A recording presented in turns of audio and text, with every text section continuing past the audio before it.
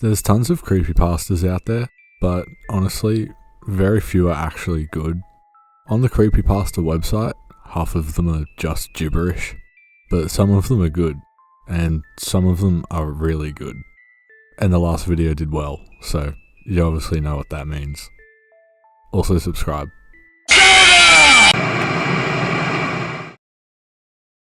A man checked into a hotel for a few nights.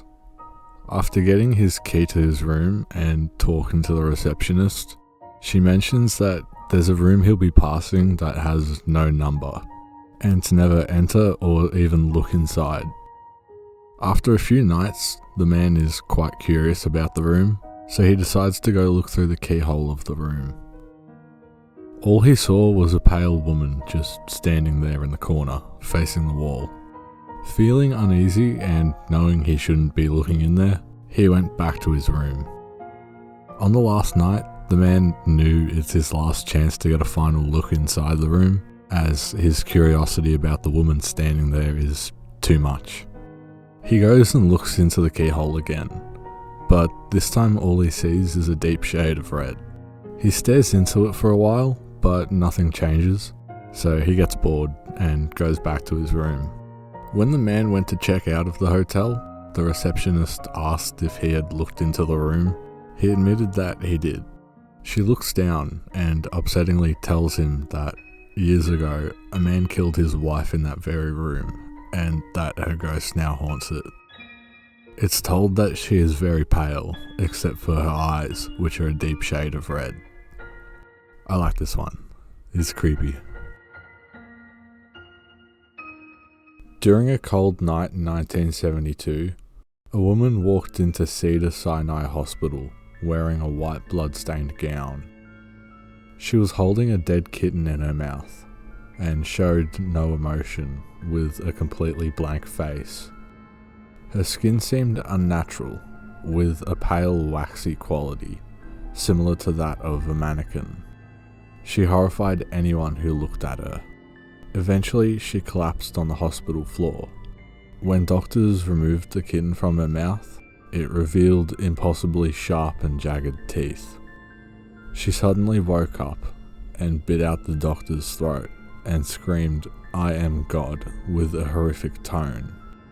Attacking and killing guards, patients, and other employees in the hospital, by the next morning she had vanished, and no one has seen her since. A guy named Mike was remembering about an old TV show he used to watch in the early 70s called Candle Cove. It used to give him nightmares as a kid, with its unsettling visuals and music. Mike decides to take to the internet to see if anyone else remembers the same show. Turns out, a few people did, including Kevin Hart.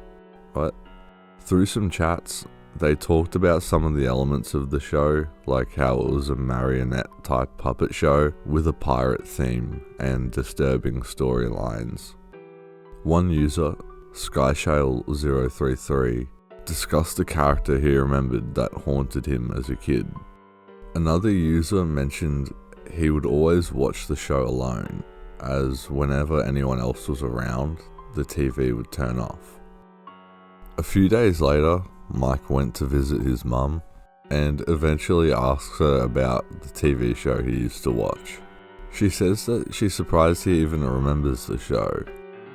She said he used to tune the television to static and just sit there and watch for 30 minutes straight, saying he was watching Candle Cove. Sarah and Jacob got a Wii for Christmas. The only thing that came with the Wii was Wii Sports. Legendary. So their parents gave them some money to go buy some more games at GameStop. Jacob wanted the more M-style games, as he was older, so he was allowed. Sarah just wanted some Mario games, like Mario Party or Mario Kart. After looking for a while, Jacob comes across an M version of Mario Kart called Mario Kart Black. Thinking this is weird, he went to show Sarah, who also thought it was weird, but insisted on getting it. Jacob agrees, but mainly because they've never heard of this game before. Getting home, they're keen to start playing the Mario Karts. So they put the disc in, which says Mario Kart Black written in permanent marker. The opening screen was just black, until a message popped up. Sarah and Jacob started feeling weird, as something about this didn't feel right. They pressed enter quickly, and the main screen quickly loaded up with 3 options to choose from. Enter Hell, Sacrifice, or... with everything written in crude red letters, like it was done in MS Paint. They pressed Enter Hell. A race randomly loads up, a 1v1 against a dark, shadowy character that looked like Mario, but had the name Ron J. Jacob took up the race, beating the Dark Mario quite easily, but the game quickly loaded up another race. Jacob let Sarah race this one. After some struggle, though, she lost.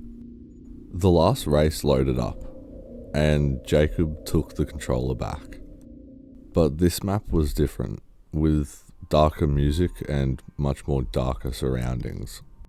This time the Mario figure was unfairly quick, going around the map in seconds, thanks to ultra shortcuts probably. Jacob ended up losing the race, winning only 1 out of 3 races. The words "you lose" appear on the screen, along with a deafening voice speaking what sounded like Latin. Sarah, now terrified, turned off the Wii in an attempt to stop everything. The screen went dark, but she could still hear the voice repeating and getting louder. She then realized it was Jacob, blood pouring from his eyes and mouth, screaming and crawling towards Sarah. Yeah, so this one isn't that good, but it came with a cool picture, and it ends on a cliffhanger, so yeah. 4chan is the origin for thousands of different things, being scary, dangerous, or otherwise. The Grifter is one of those. Starting on 4chan, users began talking of a supposed video called the Grifter that caused paranoia and thoughts of self-harming. From all the details people spoke about the alleged video, a few users ended up making a fan copy. Although this version doesn't lead to anything, doesn't have the power of the original. The video itself is quite short, but it just involves creepy sounds and visuals.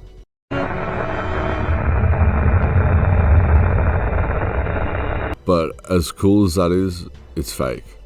Created by the Solipsist, who posted it on the paranormal board back in 2009. He used different visuals and audio from various films. One of those films being Little Otic, a film made in the year 2000. What the actual fuck? This is true horror.